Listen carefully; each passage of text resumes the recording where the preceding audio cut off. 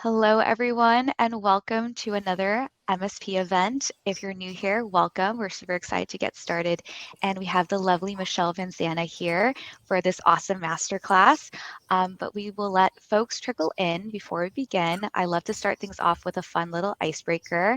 And the one thing I want to ask Michelle today, I know it's a little bit early, but spring is here, especially in the North America. I'd love to know if you have any spring vacation plans or summer plans that you have that you're currently planning.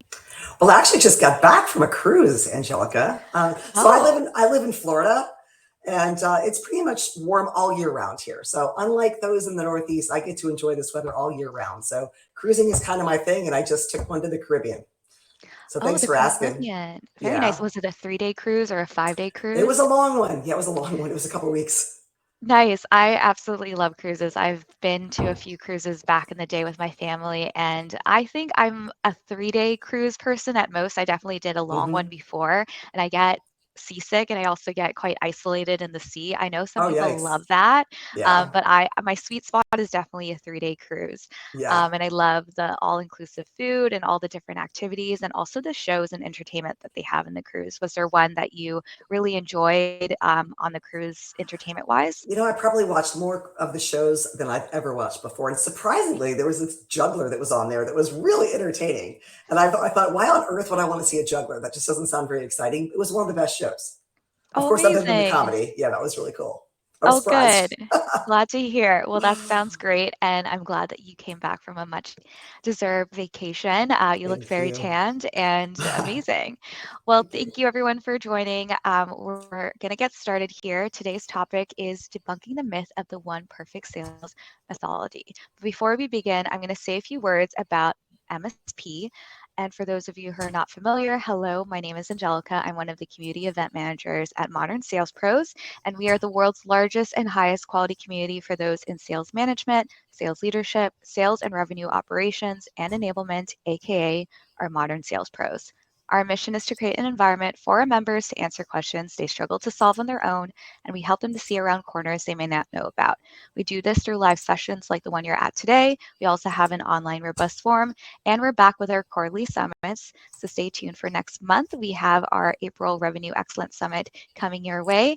And we're starting to get back into in person events. So if you're not already part of MSP, you'll be invited to join right after this event. And a few housekeeping notes. If you have a friend or colleague who couldn't make it today, don't worry. The recording and key takeaways, along with Michelle's awesome presentation, will be made available on the MSP website before the end of day. Second, if you have a question for Michelle, please use the Q&A function at the top right-hand corner or use the chat. And also let us know where you're calling in from. We always like to hear where our MSP gang is calling in from. And today's event wouldn't be made possible without our sponsor, VantagePoint. VantagePoint Performance empowers sales forces with research-driven, agility-focused training tailored to fit your needs.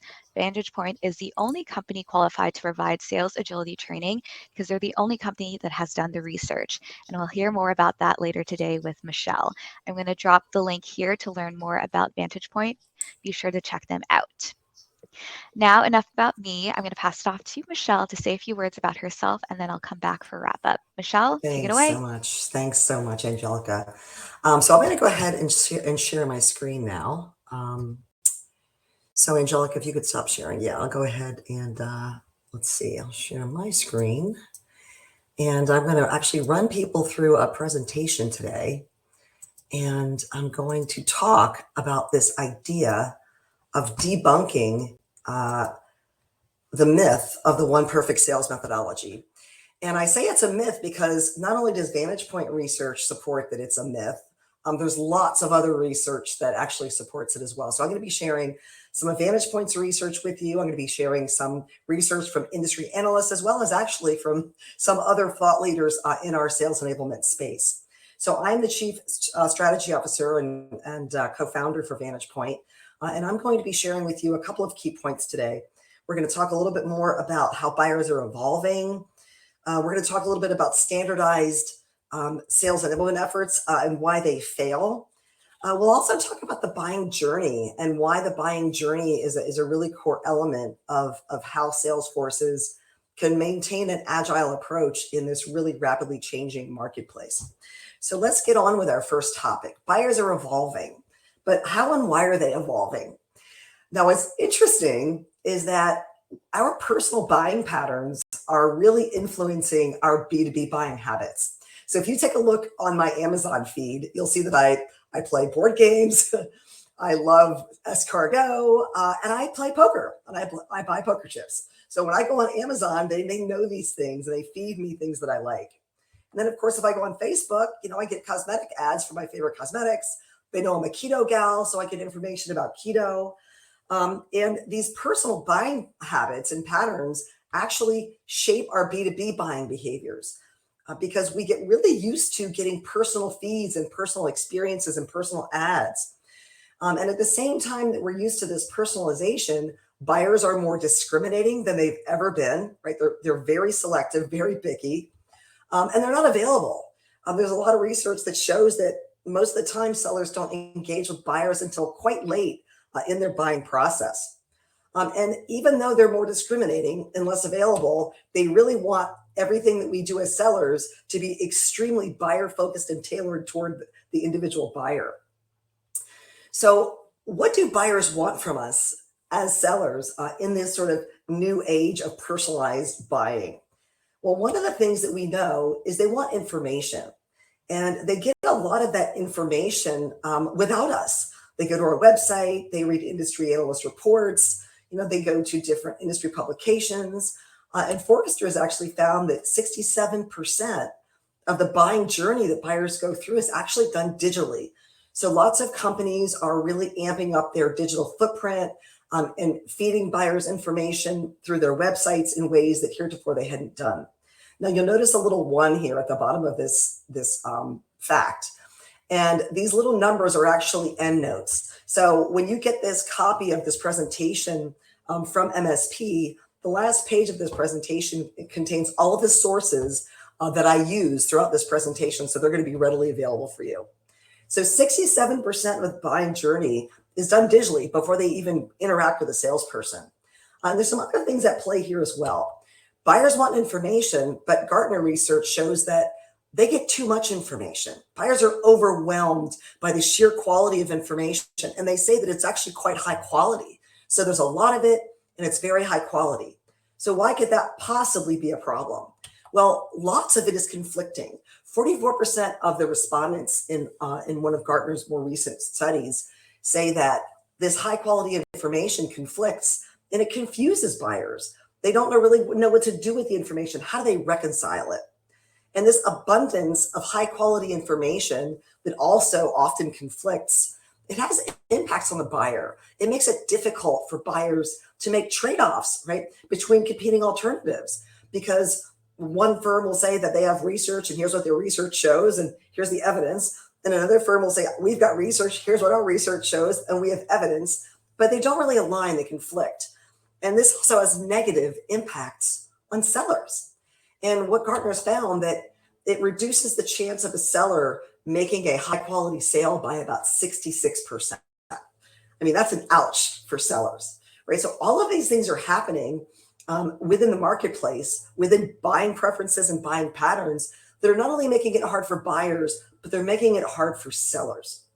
So in addition to information, it's becoming abundantly clear that buyers want insight. And so when Forrester comments on this, they say, well, insights are what determine your best fit opportunities, your highest and best fit opportunities, and your ideal customer profiles. Gartner says, yes, buyers want insights, and the most successful sellers do this by sense making.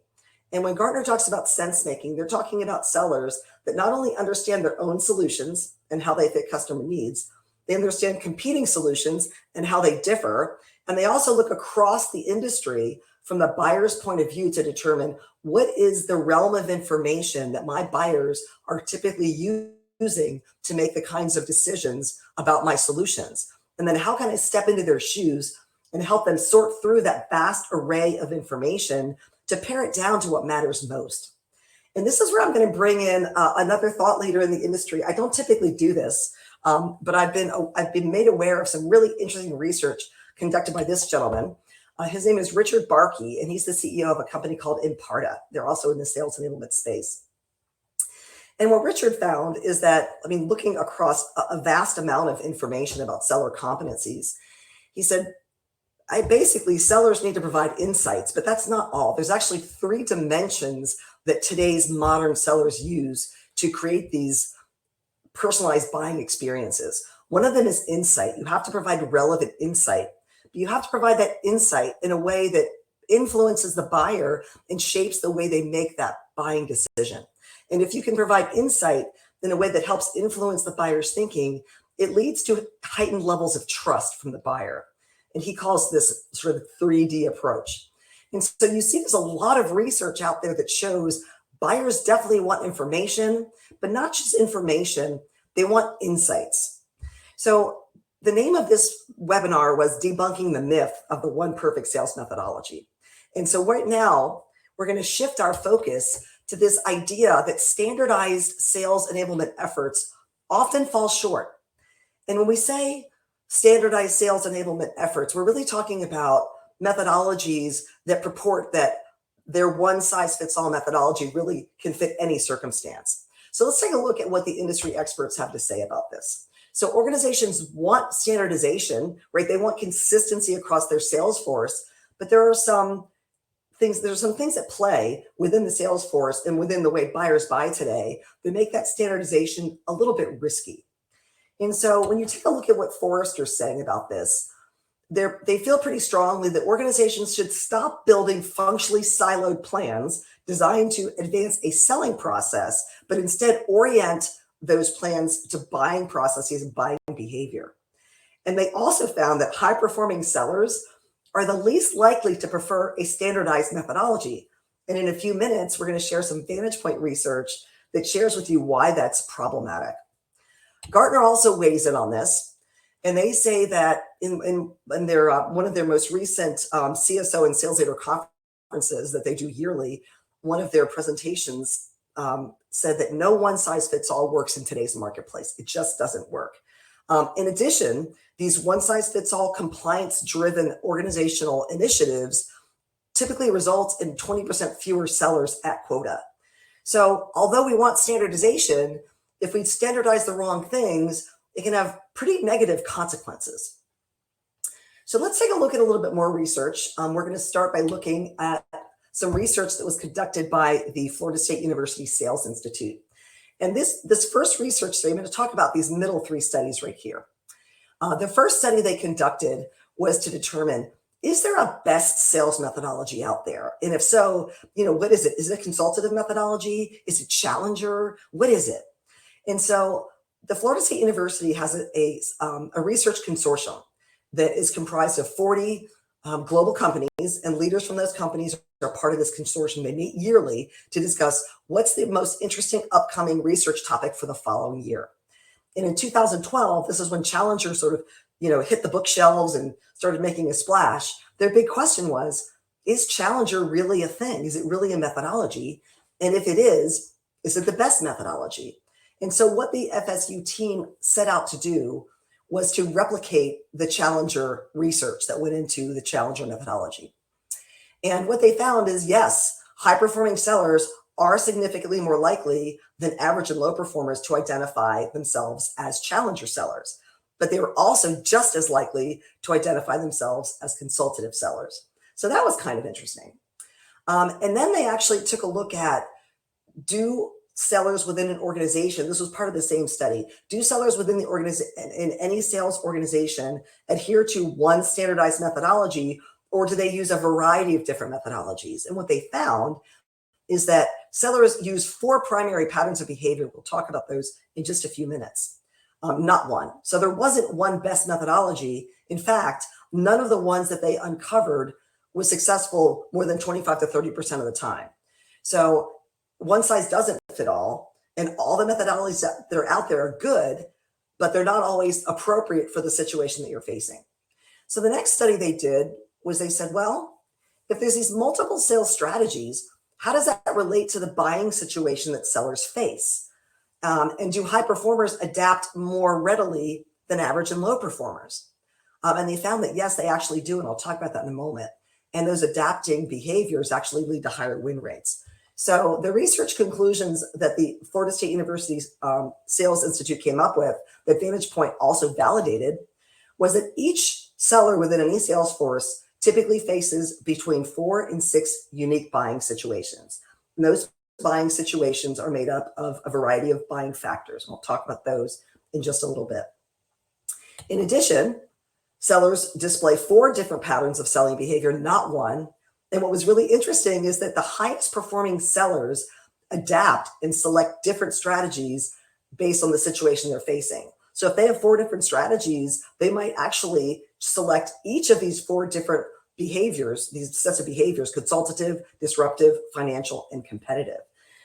Average and low performing sellers were the only ones that stuck to the same strategy regardless of the situation they face. So let's talk about that for just a moment.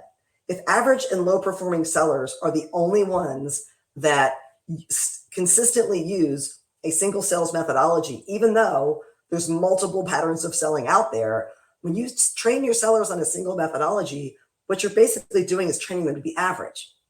And Gartner's also picked up on this, and they've said this idea of really understanding the buying situation and then adapting the selling behavior accordingly, they call this situational awareness, understanding the buying situation. And then situational tuning is what they refer to when sellers actually adjust their behavior to align to the buying situation. So pretty fascinating research, and VantagePoint has actually operationalized this research, and we're going to talk about that in just a few minutes. But before we do that, let's talk a little bit more about how we've extended the research that came out of Florida State University. So when they did the research, they were looking at over 27 buying factors that sellers could consider in any given opportunity. And when we took a look at operationalizing this research, this tremendous research and these findings, we said, are there patterns in how these buying factors actually work together that could simplify this message for sellers? Because you don't want to just say, you just have to uncover these 27 buying factors and you'll be fine, then you'll know what you're doing. And so we took a look across all of these buying factors and analyzed them across over 4,000 opportunities.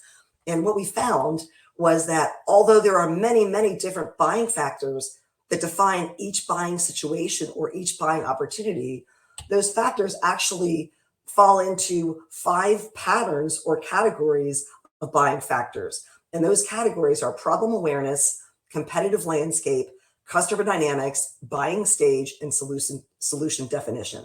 So all of the typical things that you're told to look for, buyer personas, the buying journey, competitors that are in the mix, all of these individual buying factors are incorporated in these 5 buying factor categories.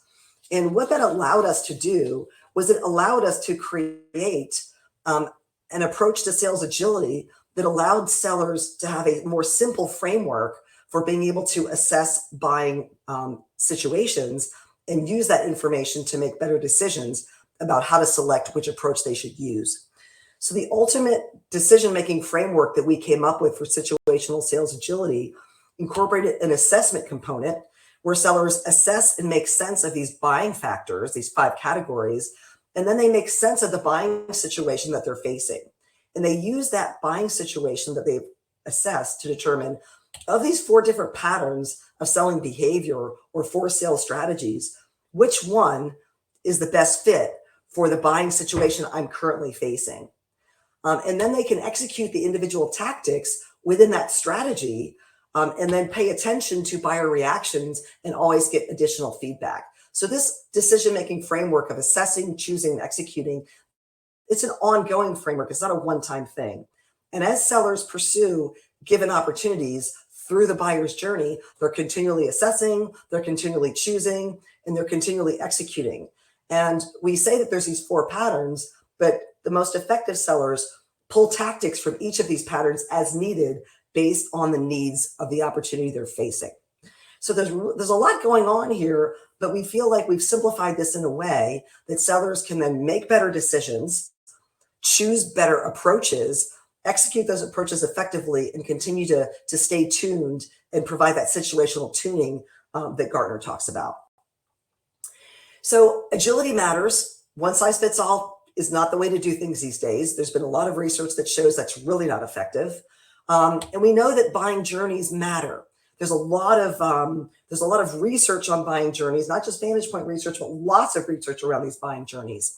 And we're going to share some of that with you today. And again, all of the sources that I used in today's webinar are going to be at the end of this presentation that's going to be sent to you by Modern Sales Pros. So Forrester says that the steps that a buyer goes through when making a purchase decision actually represent the buying journey. That's how they define it. And they said what impacts that is a buyer's perception of what they get versus what they give up throughout that buying journey. So they're constantly looking for that sort of give and take, as they navigate that journey. Gartner says that buying journeys are increasingly unique, and static depictions of buying journeys are not really meeting the needs of today's seller because buying journeys change, buyers change, journeys are not one size fits all. And they also made a pretty big deal at their most recent conference that the emotional aspects of the buying journey, they matter, and they matter a lot.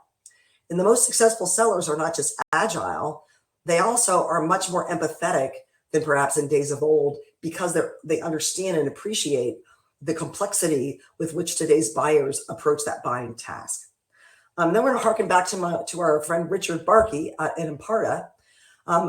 And the reason I'm bringing him up here for the buying journey is the way that he came up with those dimensions for today's modern seller, of insight, influence and trust, is he looked across 120 competencies across the buying journey to determine of those 120 competencies, which behaviors are the most impactful at driving success in today's selling environment. So all of these insights that are brought today are not only about the buying journey, but how flexible we need to be as we navigate that buying journey. So I'm going to share a little bit more research that's been conducted. I talked to you about the fact that we explored how these buying factors fit together, but we went beyond that and we said, in addition to buying factor categories, do some buying factors have an outsized influence on success, on how buyers view their buying situation and what drives seller adaptability within how they pursue individual opportunities? And what we found that was really interesting, there was one factor that was significant in every buying situation that we studied. Again, we studied over 4,000 of them. And that one factor was the stage of the buying journey that the buyer was at when the seller engaged with them. So was it early? Was it mid? Was it late? The stage of the buying journey had a dramatic impact on the strategy selection of any given seller and their execution of that strategy. The next thing we looked at was, are these four strategies of consultative, disruptive, competitive, and financial, are they really completely discrete, or are there correlations and linkages and relationships between those strategies that were not as obvious in the early research? And what we found was that consultative wasn't just one of the four, it was actually the foundation and launching point for the other three strategies. And when you really dig into this, it makes sense, because to make the decision of whether you need to disrupt, be competitive, or drive toward a financial strategy, you have to get the lay of the land. And most consultative sales methodologies include those core discovery skills that help a seller determine, what am I facing and what do I do with this? So consultative isn't just one of the four, it's the foundation for all of it. We also found that the buying journey, of course, is foundational, and consultative tactics were used 6 times more frequently when a seller engaged early in the buyer's journey rather than later in the buyer's journey. So when people ask you questions like, is consultative selling dead? I mean, the answer is absolutely no. No, it's not dead. And depending upon at what point the seller enters the buyer's journey, they will use either more or less of those consultative tactics depending upon where the buyer is and what their objectives are at that point. We also looked at another interesting piece of information, and we were keen to understand, of the 3 primary tactics within most consultative strategies, and this is the one that we present to the marketplace.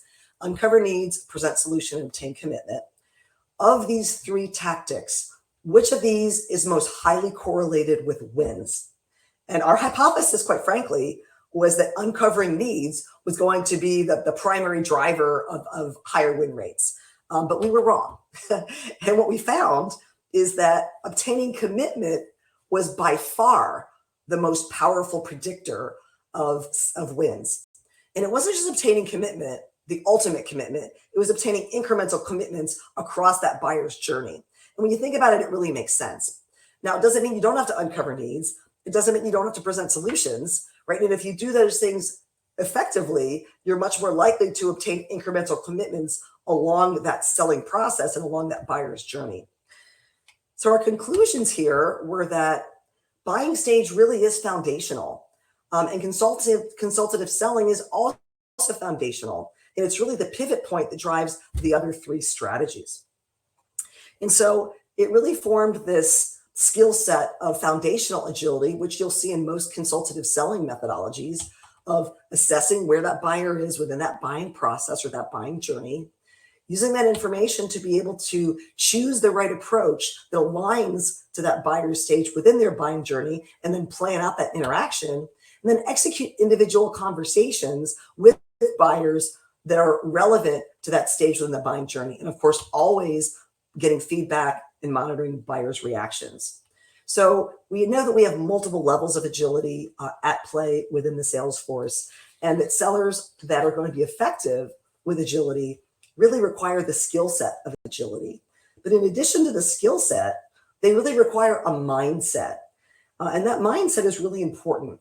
And I'm going to share with you some information about mindset. And we see our friend Richard here again, and we also refer to a lady by the name of Carol Dweck. She wrote a book called Mindset, The New Psychology of Success.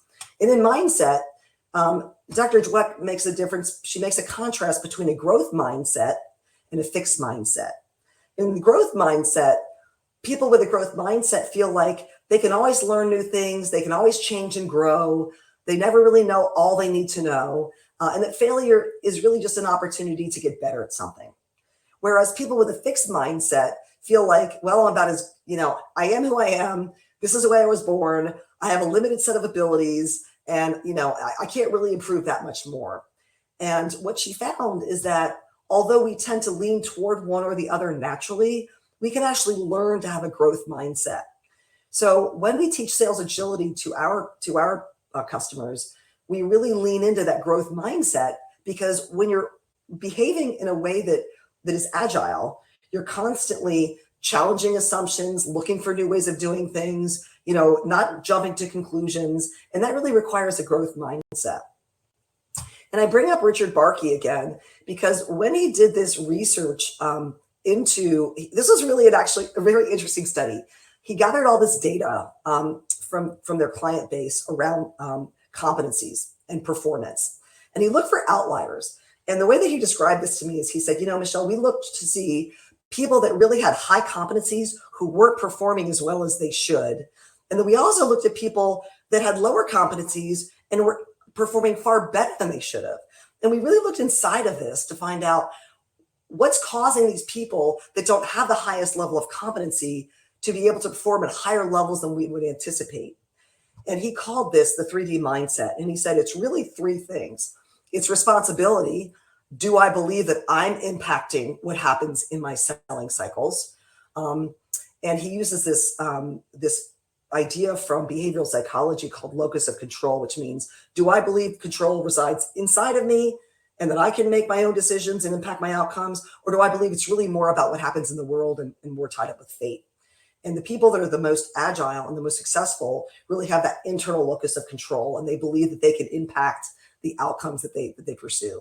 And he also found that resilience was important, because as we know, in a sales role, you really get a lot of frustration, you get a lot of rejection, you get a lot of lack of communication from prospects and customers, and it can be really disheartening. So you have to be able to pick yourself back up and keep on keeping on. And finally, he found that rigor was really important, because you have to do the work, right? In our research, that means you have to do the activities. If you're not doing the right activities in the right way, to the right degree, it doesn't matter how skilled you are, you're not going to get the outcomes that you want.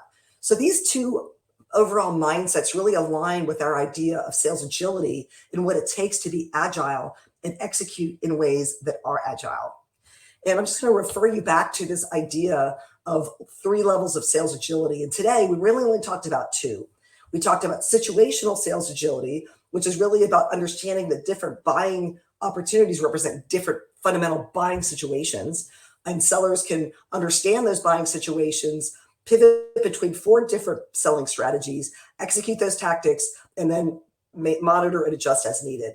We also explored foundational sales agility, which is really all about a buying journey or a buying cycle and understanding where that buyer is within that buying journey, choosing the right approach that aligns with that stage of the buying journey, planning those conversations, and then executing those conversations effectively while monitoring buyer reactions. And just to let you know, here's some statistics that you can take a look at. We're going to send you this slide deck, but these different levels of agility really matter and they make a difference.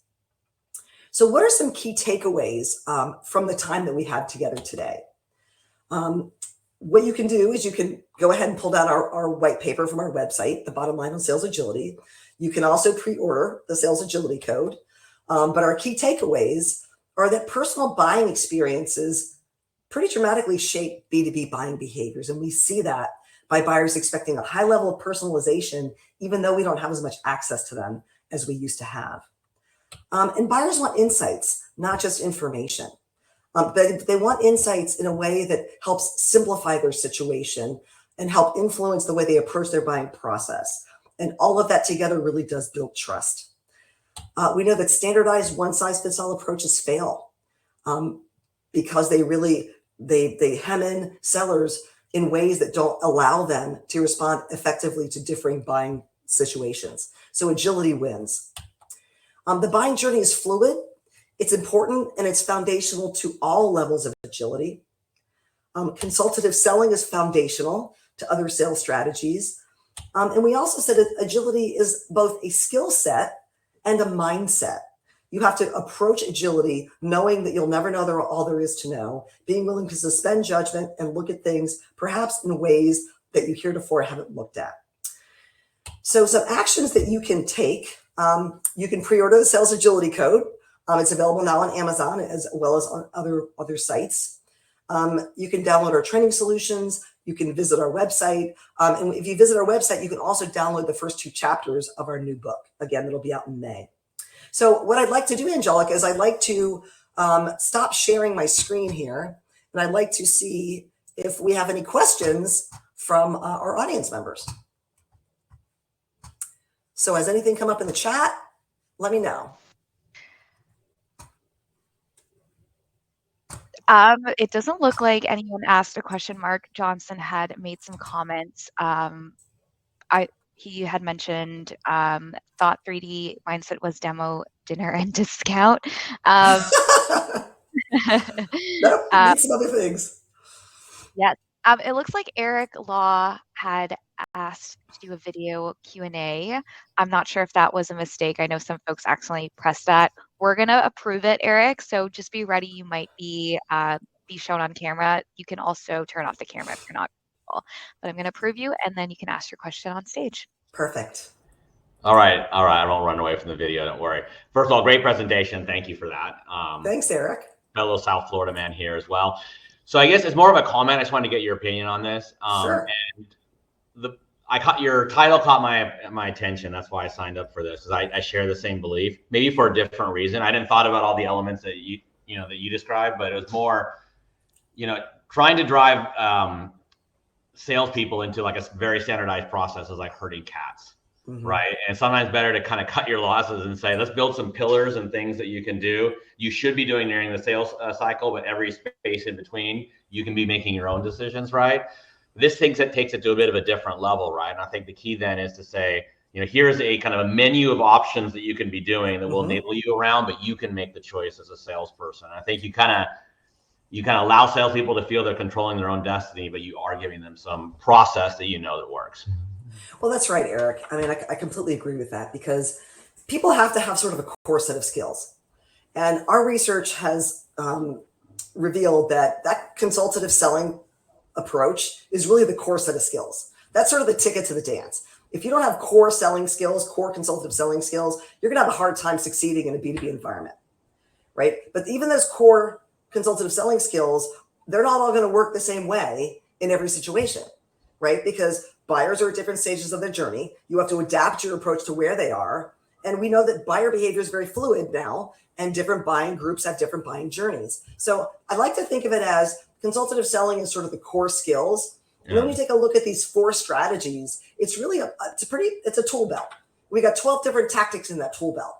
And if we do a good job really understanding our buyers, we pick out the right tool that we need for the situation that we're facing. And as that situation unfolds and as that opportunity progresses, we might have to pull out different tools depending upon, how things are changing and how fluid they are with the buyer. So I like to think of it that way. It's a little simpler.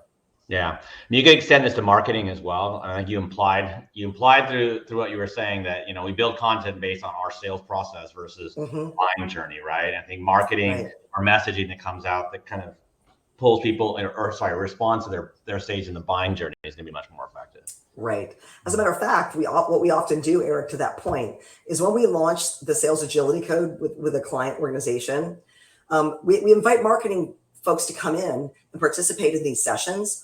And then we have what we call these high performer workshops where we get some of the highest performers together and they say, here's what I do, here's what I say, here's what I show, when I execute these different strategies. And marketing tends to be involved in those as well because they end up walking away with sort of a wish list. Here's what I'd like for this disruptive play, especially when I'm trying to create awareness. Well, I could really use this when I'm trying to drive ROI in the financial strategy. While those would be super helpful when I'm trying to differentiate when I'm driving a competitive strategy. So it gives marketing a little bit more of a definitive idea about what are the primary assets that they can develop to help their sellers run these different strategies. Okay, thank you. Yeah, you're welcome. Thanks for your question. I appreciate it. Thanks, Eric. If anyone else has a question, and feel free to join us on stage, or you can drop your question in the chat. Michelle's here to answer. We still have a few moments to ask any questions. Yeah. And also people can feel free to reach out to me. Yes. We'll drop Michelle's LinkedIn as well as her contact email information in the post-event report. Yeah. Perfect. Okay, excellent. Thanks so much, Angelica. Thank you so much, Michelle. And thank you so much, everyone, for attending and participating. That was really fun. We'll see you at the next event. And thank you again. Have a great day. Thanks.